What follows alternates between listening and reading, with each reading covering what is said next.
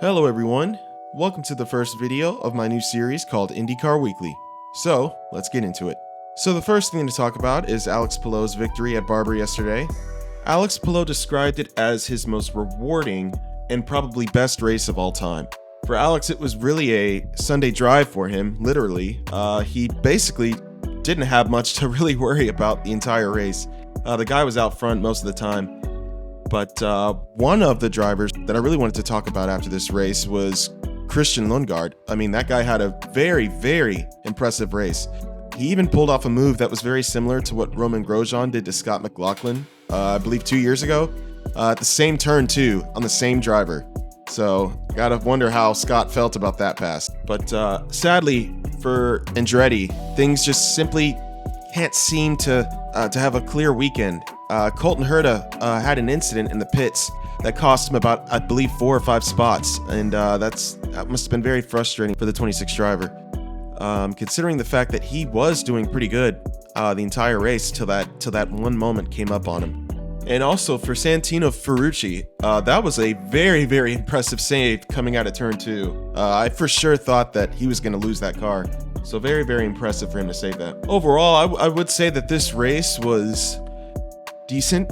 I do think there could have been a little bit more exciting elements that could have happened, simply due to the fact that 9 times out of 10 it was really a Christian Lundgaard overtake show. So there was some decent fighting within the race, but I think most of the time it was really just a single file race with Alex Palou having nothing to worry about. So the next topic that I wanted to discuss was that IndyCar will be mandating a new tire strategy for the Sancio Grand Prix next week. Teams will be required to use 2 sets of alternate red sidewall tires and 2 sets of primary tires in the race. So what this does is that this will increase the minimum use of each compound, and essentially it will force a race day strategy from 1 stop to maybe even a 3 stop for drivers.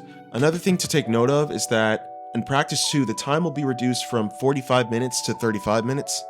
Why they are doing this, I'm not sure. Maybe it's to fit in within the TV timeline system. I'm not exactly sure, but that's something that IndyCar will be doing. The next thing that I wanted to talk about is that Helio Castroneves will compete in the 2025 Brazilian Stock Car Pro Series. Helio will drive a Chevrolet Tracker for RTR Sport, which is a team that's moving up from the Stocklight series and making its debut in the main category. Helio shared a statement, "I'm very happy with the innovation from Lincoln Oliveira, and I didn't think twice about accepting, because I am a big fan of the category, especially now that the challenge has doubled with the entry of the new SUV concept." Paparelli, the RTR Sport team owner, added, "It's an honor to announce Helio Castroneves as our driver for the 2025 season. Having a name with Helio's history and talent is the realization of a great dream and a milestone for the team.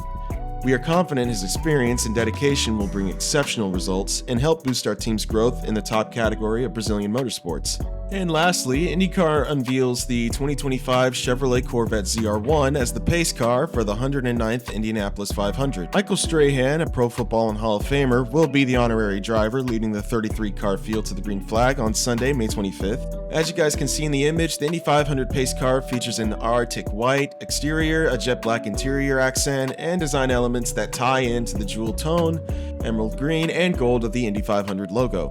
Fun fact, this year marks the 36th time since 1948 that a Chevrolet has been the Indy 500 pace car, and the 22nd time for a Corvette, solidifying its place at the heart of the greatest spectacle in racing. So that's all that was needed to be discussed this past week. I hope you guys enjoyed the video, and be tuned for next week's IndyCar Weekly News.